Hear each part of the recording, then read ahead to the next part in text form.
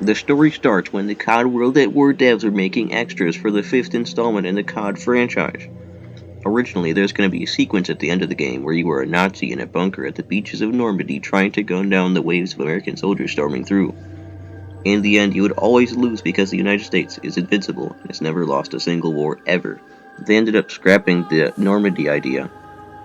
When they added AI to the level Little Resistance, they made dazed Japanese soldiers after a bomb strike. When people saw them, they made comments how they looked like zombies. One day, Dan Bunting comes in and says, "We want to do some extra content for the game, what should we do?" Jesse Snyder, one of the devs, said he liked the idea of being run over, like in the D-Day idea. It would make you feel vulnerable. Jesse asked Dan if he had played any tower defense games lately. Dan said no. Dan didn't like the idea, as it didn't really fit with the theme of World at War. Jesse told Dan about the simple base mechanics and how easy it would be to do. A few hours after discussing that with Dan, he talked to one of the lead designers, Sean Slayback. Sean told Jesse about a Flash game he had played called The Last Stand. You play as a survivor during a zombie apocalypse and fight off hordes of zombinos. They would try to tear down a large barrier protecting you. If they were successful, you'd become dead. At the end of every round, you would get points to buy guns and stuff like that. Jesse Snyder was playing that very game and had an idea. The idea came at him hard and fast. Like a zombie Nazi.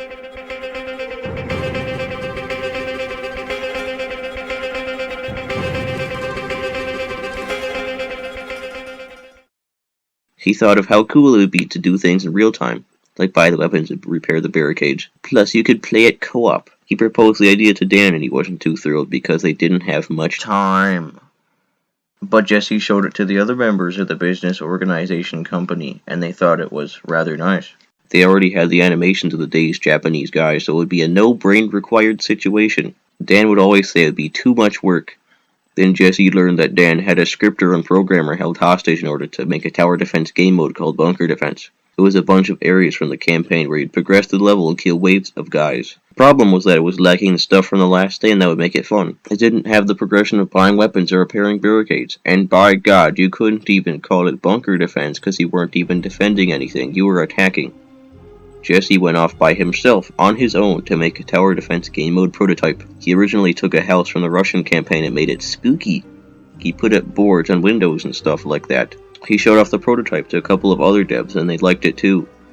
Creative director Corky Lean Cool approved of this, and Jesse continued to work on this. Dan wanted both his game mode and Jesse's game mode in the game, but Dan's project was cut because it wasn't working and it was probably stupid. Jesse and the programmer, Austin Crouch, were told to work on it in their spare time, as Treyarch had just entered crunch mode. Eventually they moved past the original prototype and refurbished a bunker from the Japanese campaign. This is what became Nocturne Toten. Jesse asked for zombie animation instead of just using shell-shocked people animations. They somehow got a very talented zombie actor person to do mocap sessions with them. But then the Nazi enemies from the campaign were retextured to look very spooky and very dirty and very dead. One by one, the features from the original Noct were added in.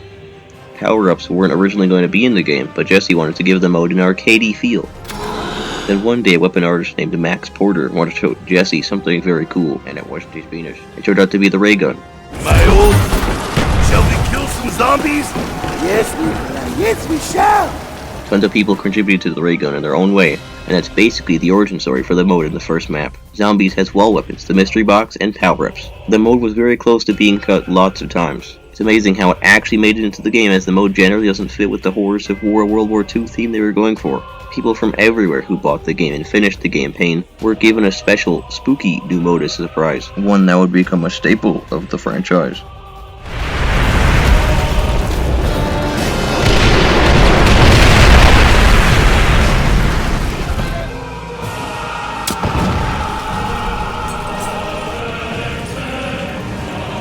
As long as you live, the heart of the zombie can never